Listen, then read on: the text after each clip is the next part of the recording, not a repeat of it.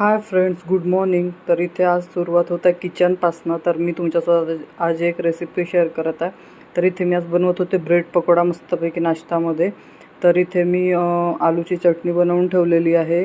कांदा, मिरची आणि हळद तिखट वगैरे टाकून त्याला तेलात परतून घेतलं होतं. त्यासोबत इथे बॅटर बनवून ठेवलं बेसनचं.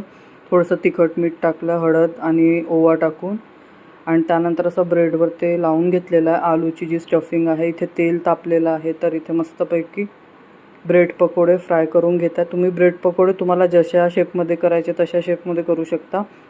मी असे स्क्वेअरमध्ये पण केले होते आणि जे ओरिजिनल पॅटीसचं शेप असतं त्रिकोण तसं पण केलं होतं, कारण असेही छान वाटतात आणि तसेही छान वाटतात. तर इथे मस्तपैकी गरमागरम ब्रेड पकोडे तळून घेत आहे आणि मग इथे मस्तपैकी प्लेट लावून घेतली होती नाश्ता करायसाठी.